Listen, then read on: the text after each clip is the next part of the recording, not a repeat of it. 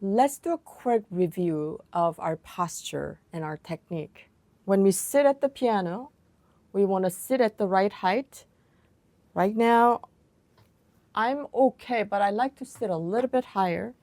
We want to make sure our forearm, underside of our forearm, is either level with our white keys or a little bit higher. I like to be a little bit higher.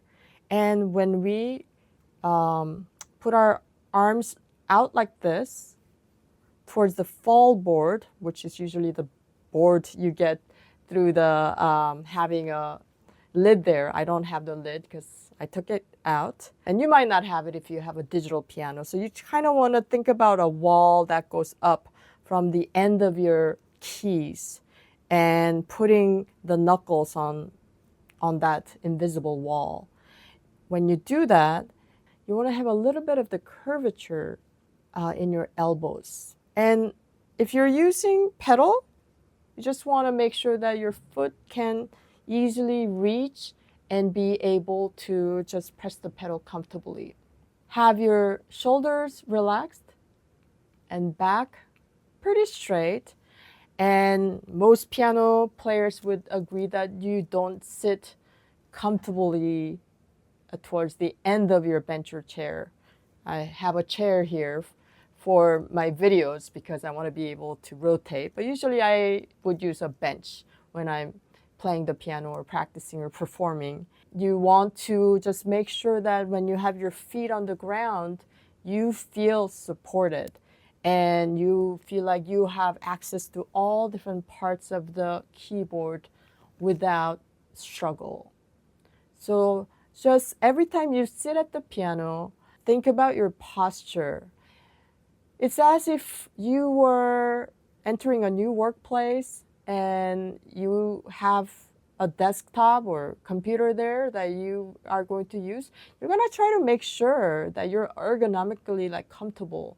And that's kind of what we have to do with our piano playing. And especially if we're playing a different kind of piano, especially if we have different chairs or bench, we have to make sure we are set up optimally. So don't get too excited to just go ahead and play. You take your time to set yourself up for a success. Hi, this is Kristina Lee. If you're enjoying this lesson, it's actually taken from my course, Piano Mastery Intermediate. It's currently available at early access pricing, and you will find the link below in the description. And if you like more content like this, don't forget to subscribe. Now also let's think about our quiet hand. Quiet hand is something that looks like your hands are just relaxing. You know, think about putting your hand on a surface and taking all the tension out. What's the shape of that hand and what's the shape of your fingers? It's more like that, right? So we don't overcurve our fingers and we don't keep it flat. That's also not relaxed. That's not quiet. We want to keep this sense of quiet hand because we don't want to have extra movement other than exactly what we need to play the piano. In this module, a technique that we're going to focus on is something called rotation.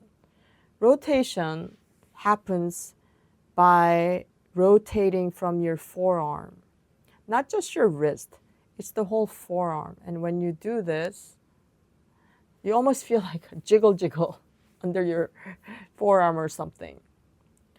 It's the motion of opening a doorknob or pouring a pitcher of water or turning a light bulb.